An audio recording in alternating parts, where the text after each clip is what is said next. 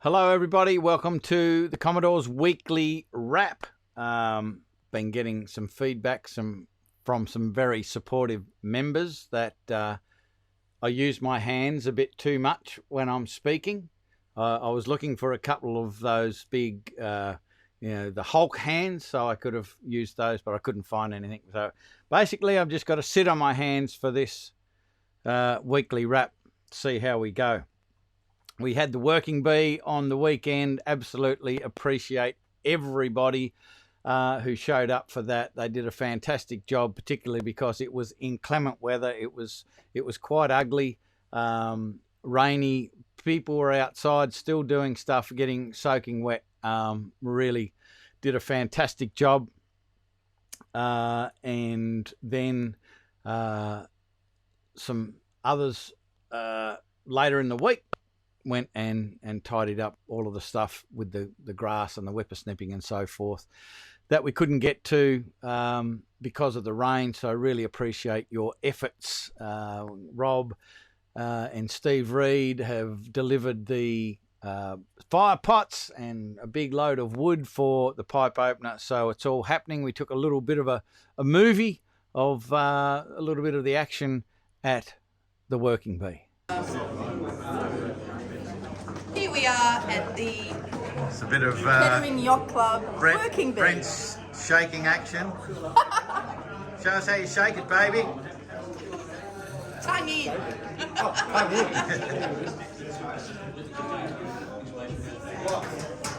Just having a cuppa.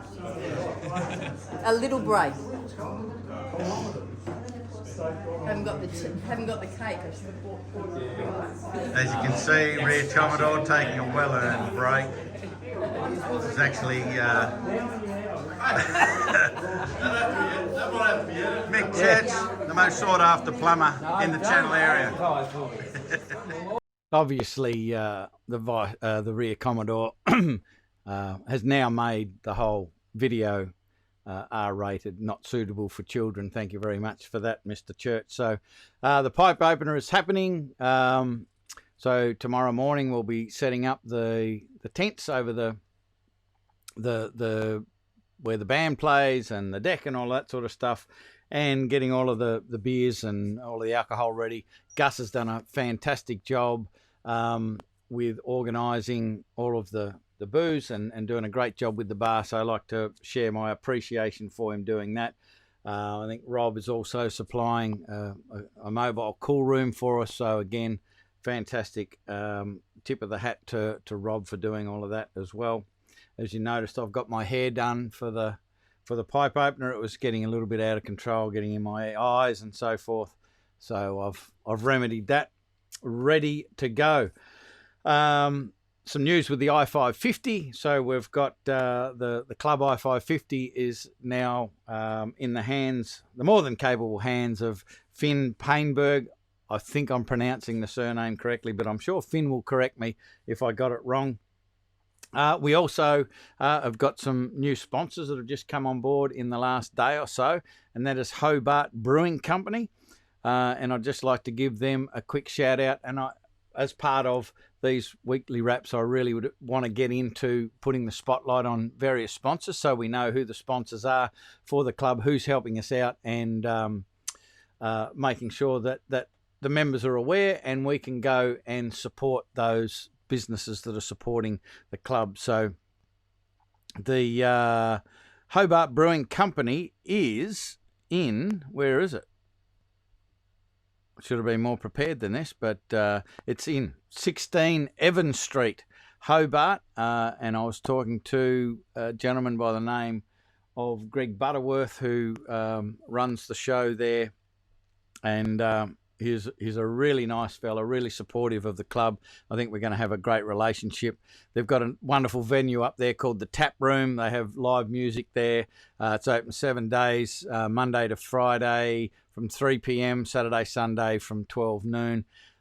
It's also open for events. So it's a great venue if you wanted to use that venue for a private function and so forth. So when you're in the club, ask for one of their beers from Hobart Brewing Company. just so we can start to support our sponsors, because they're really helping us look after the club. So we really appreciate that. We've also got some new members. Want to welcome some new members. We've got Andrew and Gail Blakeney, and they've got a Sense 50, a Beneteau Sense 50 called Exodus. I can see it out my window. It's just over there now. So they're brand new members to the club. Like to make them welcome. Also, George and Rosie Maguire, and David and Carolyn Bradley. And because I know Andrew and Gail personally, I can talk a little bit about their boat and so forth. But I'd love George and Rosie and David and Carolyn to jump on the Facebook page, if they would, and just introduce themselves and tell us a little bit about themselves and their boat, or alternatively shoot me an email with that information and I'll put it in a future weekly wrap.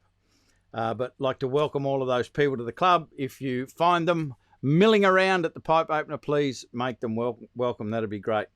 Rules night is coming up.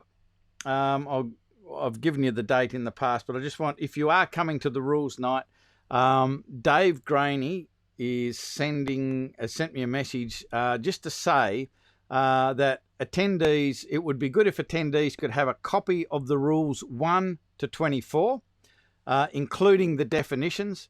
And he also says that Brian Willis produces an excellent explanation of the rules with a copy of the rules, and you can find that probably at the local Chandlers. If not, he knows that they're up at Peter Johnson. So if you're going to attend the rules night and want to come prepared, make sure you get yourself a copy of the rules and the definitions to bring with you. He's currently on a delivery, David Graney, when he sent that message, which was last Thursday, a week ago. He was heading for Port Stephens. So he must be hopefully getting a little bit closer, and hopefully he'll be here by the time we're ready to do our rules night.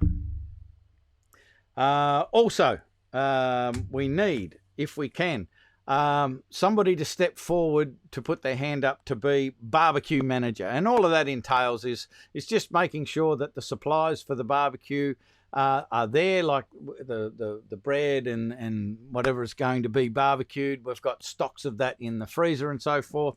And also just organising the grill masters, the people that will be running the barbecues at the twilights and other events. I know the rear Commodore has also got a board where you can put your boat's name down to either be on the committee boat for that twilight, or have a couple of your crew members running the barbecue. Now, if that means that your boat doesn't sail in that twilight, I believe that the boat gets average points for the for that race. So you don't miss out if you're gunning to get the twilight pennant. You still get your points, but it's great to be able to spread the load and have lots of different people helping Greg out in the committee boat, and also having people jump on the barbecue for the twilights as well. And the last thing is that we need someone to replace Doug as Bosun. Unfortunately, Doug has stepped down from that position. I'd really like to publicly appreciate all of the effort that Doug has put in as the bosun. He's working on his boat, building his own boat, and he's got a bunch of things going on. So he just needed to move aside from that position. So it would be great if someone could put their hand up to replace Doug. The activity basically requires, after a twilight, for instance, putting out the garbage, doing a vacuum over the floor, just a general tidy up, making sure the toilets have got toilet paper and they're clean and so forth. Doesn't obviously have to be done on the night of the twilight, but it just has to be done so it's ready for the next event. And as I said, I just really wanted to show my appreciation, and I would believe I would be speaking on behalf of the rest of the members of the club, that people like Doug are absolutely essential to clubs. Putting all of that effort in behind the scenes quite often goes unnoticed, but we need to have people like that. So thanks very much for all of your efforts, Doug, and hopefully we'll find a worthy replacement. If it's something that you are prepared to do, if you're kind of living locally and can do that, please just reach out to me via the email. Just reply to this email that you've got that had the link to this video, and we can figure out what you need and get you started. So looking forward to the weekend, the pipe opener. Hope you can all come and join us, have a cleansing ale around the fire pots, get out and enjoy the racing.